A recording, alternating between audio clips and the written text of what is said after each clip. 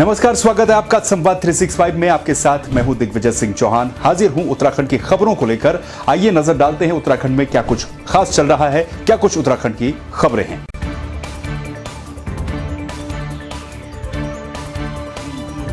राज्य में कोविड के बढ़ते प्रकोप के मद्देनजर सरकार ने आगामी 11 से 18 मई तक प्रथम फेज में संपूर्ण राज्य में सख्त कोविड कर्फ्यू लगाने का निर्णय लिया है। केवल 14 मई को परचून की दुकान खोले जाने की अनुमति होगी। कैबिनेट मंत्री और शासकीय प्रवक्ता सुबोध उनियाल ने बताया कि 18 मई सुबह 6 बजे तक कोविड कर्फ्यू लगाने का निर्णय लिया गया है। उन्होंने बताया कि अवधि में केवल सुबह 7 बजे से 10 बजे तक आवश्यक वस्तुओं की दुकानें खोलेंगी।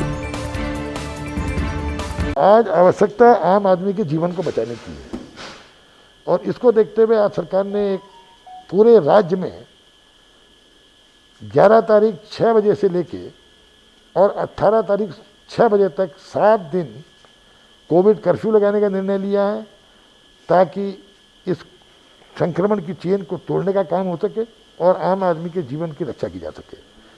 जिस तरह इस कर्फ्यू के दौरान तमाम गतिविधियों को प्रतिबंधित कर दिया गया है, दुकानों को पूर्णतः दुकानें बंद रहेंगी। राशन की दुकानें मात्र 13 तारीख को अलाउ की गई हैं 7 बजे से 10 बजे तक।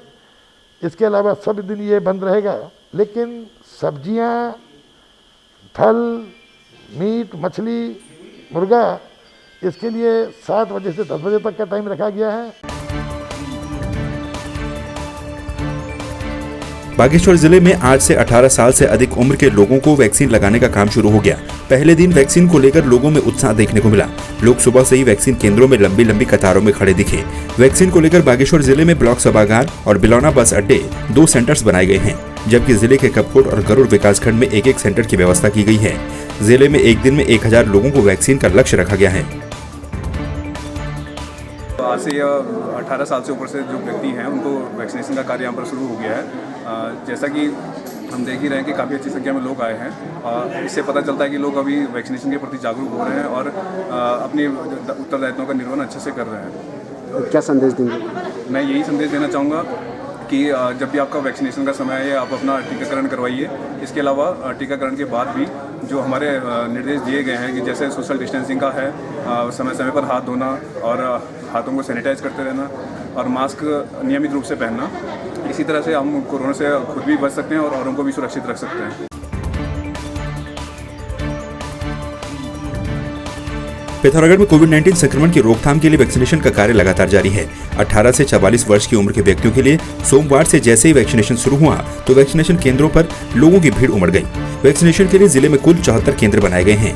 वैक्सीन के लिए जिला मुख्यालय में स्पोर्ट्स स्टेडियम एवं SDS इंटर कॉलेज में पंजीकरण और वैक्सीनेशन का कार्य करवाया जा रहा है। आ चुका था और अभी मालूम चला कि वैक्सीन अभी आ रही है, तो 1-1.5 घंटा हमको इंतजार करते करते हो चुका है। काफ़ी परेशानी हो रही है, काफ़ी लोग धूप में खड़े हुए हैं, कोई व्यवस्था कर रखी नहीं इन लोगों ने। फिर नीचे भी गेट के पास भी लोगों को खड़ा कर रखा है, सब लोग धूप से परेशान हो रखे हैं और काम काफ़ी स्लो चल रहा है। अभी तक एक या दो बंदों का वैक्सीनेशन हो रखा है बस हो।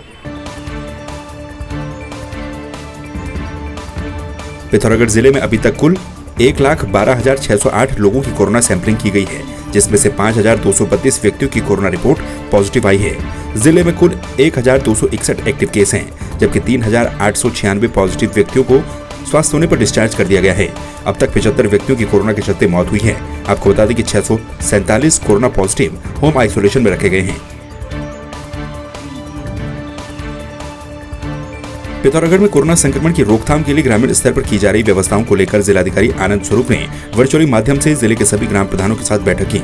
जिलाधिकारी ने कोरोना संक्रमण की रोकथाम के लिए ग्राम स्तर पर विशेष सहयोग देने की अपील करते हुए संक्रमण की रोकथाम के संबंध में आवश्यक जानकारी साझा की। ये कोविड की लड़ाई में सबकी सहभागिता आवश्यक है। इसके चलते हम लोगों ने ब्लॉकवार माननीय जो जनप्रतिनिधि हमारे हैं, ग्राम प्रधानगण हैं, उन लोगों से हम लोग वर्चुअल मीटिंग कर रहे हैं और उन्हें इस कोरोना के जो खतरे हैं उनसे आगाह कर रहे हैं और उन्हें जो दायित्व सौंपे जा रहे हैं, जो प्रशासन के साथ उनका सहयोग की कार्रवाई करनी है, उसके लिए हम लोग उनसे अनुरोध कर रहे हैं। मैं सभी और भी जो जनप्रतिनिधि हैं सभी से ये आग्रह करता हूँ कि कृपया इस लड़ाई में हम लोगों का साथ दें। पिथौरागढ़ के जिलाधिकारी आनंद स्वरूप ने युवाओं से प्लाज्मा डोनेट करने की अपील की है। उन्होंने जिले के ऐसे युवा व्यक्तियों को जो कि हाल ही में कोविड से ठीक हुए हैं, उनसे प्लाज्मा देने की अपील करते हुए एक फोन नंबर भी जारी किया है। कोविड के इस दौर में बहुत से लोग इस भयानक बीमारी को पराजित करके और विजयी हुए हैं और स्वस्थ हो चुके हैं।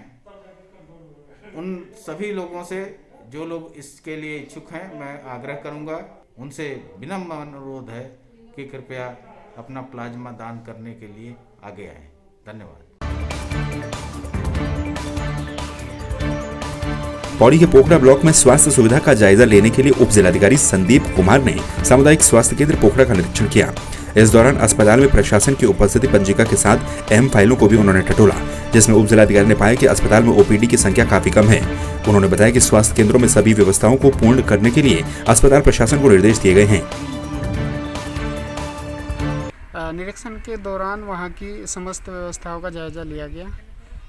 अभिलेखों को देखने से यह ज्ञात होता है कि वहां पर ओपीडी की संख्या काफ़ी कम है।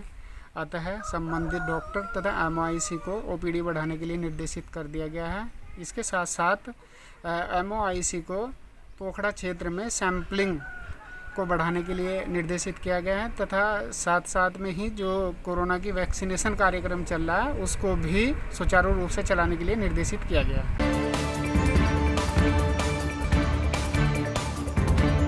उत्तराखंड में कोरोना संक्रमण को देखते हुए 11 से 18 मई तक कोरोना कर्फ्यू का ऐलान किया गया, जिसके बाद थराली में सोमवार को लोग बाजारों में अपनी जरूरत की चीजों को खरीदने के लिए उमड़े। इस दौरान सोशल डिस्टेंसिंग की भी धज्जियां उड़ाई गई। वाहनों की आवाजाही से सड़कों पर जाम की स्थिति बन गई। थराली में रामलीला मैदान से लेकर देवाल तिराहे तक करीब 2 घंटे तक जाम की स्थिति बनी रही। जाम खुलवाने में पुलिस को काफी मशक्कत करनी पड़ी। गाड़ियों के लिए जो टैक्सी वाहन है उन पर प्रतिबंध है। जो बाकी कमर्शियल वाहन से हैं उनको सुचारू रखा गया है। लेकिन जो सर तस्वीरें देखिए, ये इस पे थोड़ा गाइडलाइन जो आई थी वो कल शाम को देर शाम से प्राप्त हुई है। देर शाम से प्राप्त होने के कारण लोगों को अवेयरनेस शायद उसकी सूचना नहीं मिल पाई, ये एक कारण हो सकता है। आज मैंने निर्देश दिए हैं कि उनके ऊपर सख्त कार्रवाई की। सर कल देखिए, पूरे प्रयास हैं। कल आज सभी लोगों को अनाउंसमेंट करके बता भी दिया गया है और कल से अगर ऐसी घटनाएं होती हैं तो उनके ऊपर सख्त से सख्त कार्रवाई की जाएगी। लॉकडाउन की जो गाइडलाइन जारी हुई है आज से लेके 18 तारीख तक, इसमें अनावश्यक रूप से कोई वाहन नहीं घूमेगा। हमारी गाड़ियों के लिए क्या है? हमारी गाड़ियों के लिए कोई आदेश नहीं है। कोई आदमी जो है अगर इमरजेंसी में जा रहा है और कोई शादी विवाह में परमिशन से जा रहा है, उन्हीं के लिए अलाउ हुआ है। इसके बाद ऐसी कोई समस्या नहीं आएगी। सभी को जो अवगत करा दिया गया है, दूर दराज के गांव तक प्रधानों के माध्यम से, व्हाट्सएप ग्रुप के माध्यम से गाइडलाइन पहुंचा दी गई है। इसके बावजूद यदि कोई वाहन अन्यथा अनावश्यक रूप से बाजार में होता है उसके खिलाफ जो है सीधी कार्रवाई की जाएगी। टिहरी जिले का एकमात्र कोविड-19 सेंटर श्रीदेव सुमन राजकीय संयुक्त चिकित्सालय नरेंद्रनगर में इन दिनों कोविड संक्रमित मरीज पानी की किल्लत से जूझ रहे हैं। क्षेत्रीय लोगों की लगातार मांग के बावजूद भी अस्पताल में पानी की आपूर्ति नहीं हो पा रही, जिसे देखते हुए देवप्रयाग और नरेंद्रनगर के जिलाध्यक्ष हिमांशु बिजलवाड़ ने कानूनगो विनोद सेमाल तथा पटवारी टीकाराम रतुड़ी के माध्यम से पानी की बोतलों से भरी 50 पेटियां अस्पताल में भर्ती कोरोना संक्रमित मरीजों के लिए पहुंचाई। प्रदेश कांग्रेस अध्यक्ष श्री प्रीतम सिंह जिनके आह्वान पर पूरे प्रदेश में कांग्रेस जन जरूरतमंदों की मदद करने का काम कर रहे हैं। इसी कड़ी में हम जगह जगह ऑक्सीजन सिलेंडर, पानी, फेस मास्क और सैनिटाइजर वितरण करने का काम कर रहे हैं। और इसी कड़ी में आज कुछ पानी की बोतल्स की हम यहाँ इनको हैंड ओवर करेंगे कानूनगो साहब को, और आगे भी जरूरत पड़ने पर हम लोग पानी की पेटियाँ यहाँ पहुँचाते रहेंगे। हमारा प्रयास रहेगा कि पानी की कमी न रहे। मैं निरंतर लगातार जब तक ये कोरोना महामारी का दौर है, हम लगातार नरेंद्रनगर अस्पताल में पानी की पेटियाँ पहुँचाते रहेंगे।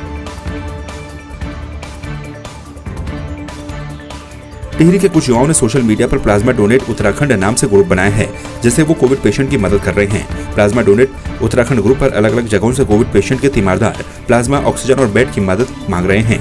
ग्रुप के सदस्यों का कहना है कि रोजाना उन्हें 300 से 400 कॉल और मैसेज आ रहे हैं और वो सोशल मीडिया के जरिए लोगों तक मदद पहुंचाने की कोशिश भी कर रहे हैं, जिसमें उन्हें सफलता भी मिल रही है।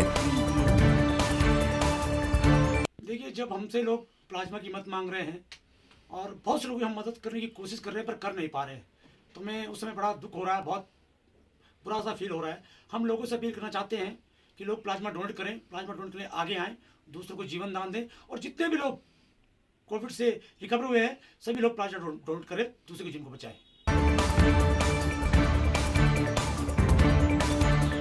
कोरोना के बढ़ते मामलों के चलते भगीरथीपुरम स्थित टिहरी हाइड्रो इंजीनियरिंग कॉलेज को कोविड केयर सेंटर के रूप में स्वास्थ्य विभाग के हवाले कर दिया गया है। जानकारी देते हुए जिलाधिकारी इवाशीष श्रीवास्तव ने बताया कि कोविड केयर सेंटर में 450 बेड की व्यवस्था की गई है। वहीं आगे आने वाली परिस्थितियों के अनुसार लगभग 100 बेड को ऑक्सीजन युक्त किया जाएगा। कांग्रेस के अध्यक्ष प्रीतम सिंह ने एक बार फिर से बीजेपी सरकार पर निशाना साधते हुए कहा कि सरकार पूरी तरह से स्वास्थ्य सेवाओं के मामले में विफल साबित हो रही है। उन्होंने कहा कि सरकार के पास पूरे उपकरण नहीं है, जिससे कोरोना मरीजों को भारी दिक्कतों का सामना करना पड़ रहा है। उन्होंने कहा कि सरकार के द्वारा प्रशासनिक मशीनरी पर भी कोई कंट्रोल नहीं है, जिसकी वजह से प्रशासनिक तंत्र नाक के नीचे से निजी अस्पतालों की मनमानी चल रही है। सरकार को जो आवश्यक कदम उठाने चाहिए थे, सरकार ने वो कदम नहीं उठाए हैं। सरकार पूरी तरीके से कोरोना की महामारी को रोकने में विफल साबित हुई है। आज हालत ये है कि मरीज को ना ऑक्सीजन बेड मिल पा रहा है, मरीज को ना आईसीयू मिल पा रहा है, ना वेंटिलेटर मिल पा रहा है, और रेमडेसिविर जो इंजेक्शन है वो उपलब्ध नहीं हो रहा है। हर चीज़ में कालाबाजारी है। सरकार ना तो कालाबाजारी को रोक पा रही है और ना ही कोरोना की चैन को तोड़ पा रही है। उत्तर प्रदेश में ऑक्सीजन को लेकर मचे हाहाकार का असर उत्तराखंड में साफ तौर पर दिखाई दे रहा है। सैकड़ों किलोमीटर का सफर तय कर मरीजों के परिजन ऑक्सीजन के लिए उत्तराखंड के ऑक्सीजन प्लांट में कतारों में खड़े होकर अपनी बारी का इंतजार कर रहे हैं। भले ही यूपी सरकार दावे कर रही हो कि प्रदेश में ऑक्सीजन की कमी नहीं है, लेकिन उत्तराखंड सरकार यूपी से आने वाले जरूरतमंदों की मदद पूरी तरह से कर रही है। और सर मैं धक्के ठोकरे खाता हूँ, भूखा प्यासा क्या मैं पड़ा हूँ, इधर से उधर धक्के ठोकरे, कोई सुनवाई नहीं हो रही। जो बात है मुझे आदमी कोई बात भी नहीं कर रहा था, कोई भी नहीं कर रहा, ना डॉक्टर ना कंपाउंडर नहीं सर, दवाई वाले कोई बात नहीं कर रहा था। तो आप खुद सिलेंडर लेने क्यों आए हैं? में परेशानी में हॉस्पिटल वाले सब भागे हुए सर, जब भी तो आना हुआ है। कितने घंटे लगे आपको यहाँ पे सिलेंडर भरवाने में? सर मुझे तो सर वैसे यहाँ पर 1 घंटा लगा सिलेंडर भरने में, मगर मैं तो सुबह से आए वो सर 6 बजे से। सब ये कह रहा है कि भाई कि डॉक्टर से मिलो, उससे मिलो, कोई सुनवाई नहीं है। हमारे यूपी में सिलेंडर की इतनी ज़्यादा शॉर्टेज है कि वहाँ पे 6 दिन की एडवांस मतलब बुकिंग चल रही है। 6 दिन के बाद लोगों का नंबर आ रहा है। मैं पहले मेरठ गया, मेरठ ढूंढा नंबर, वहाँ पे मैं और सुबह 4 बजे से लग के शाम को 10 बजे, रात को 10-11 बजे हटता हूँ। उसके बाद भी सिलेंडर नहीं मिला, तो फिर मुझे यहाँ का किसी ने, यहाँ पे भैया हमारे जॉब करते हैं, तो उन्होंने मुझे रिकमेंड किया यहाँ के लिए, तो फिर मैं यहाँ पे आया। तो अब यहाँ पे आने के बाद मैं कल दोपहर शाम का 4 बजे का आया हुआ हूँ। अब 4 बजे से मुझे अब प्रोवाइड हो रहे हैं। तो मैं ये मानता हूँ कि सरकार इस मामले में विफल तो है ही। सरकार इस मामले में विफल है, क्योंकि जब उन डिस्ट्रिक्टों में ऑक्सीजन मुहैया नहीं करा पा रही उत्तर प्रदेश की सरकार, तो मैं ये तो खैर मानूंगा ही, क्योंकि जहाँ अक्सरियत आपने दिखाई और लोगों से मैंने भी पूछा कि कोई अमरोहा, कोई मुरादाबाद का है, कोई संभल का है, कोई रामपुर का, तो ये सिद्ध करता है ये बात कि वहाँ पे ऑक्सीजन उपलब्ध जो है सरकार नहीं करा पा रही। प्रशासनिक व्यवस्था भी ढुलमुल है, कागज़ों पे काम ज़्यादा है, और खाली सिलेंडर लेके एक मरीज़ का परिजन घूम रहा है, और ये कहा जा रहा है कि गैस का सिलेंडर लेकर भरवा के आओ तो मरीज़ को एडमिट करेंगे। तो आपने देखा उत्तराखंड में क्या कुछ खास चल रहा है, क्या कुछ उत्तराखंड की खबरें रही। एक बार फिर से आपके सामने हाजिर होंगे उत्तराखंड की कुछ और खबरों के साथ। तब तक के लिए आप बने रहिए संवाद 365 के साथ। नमस्कार।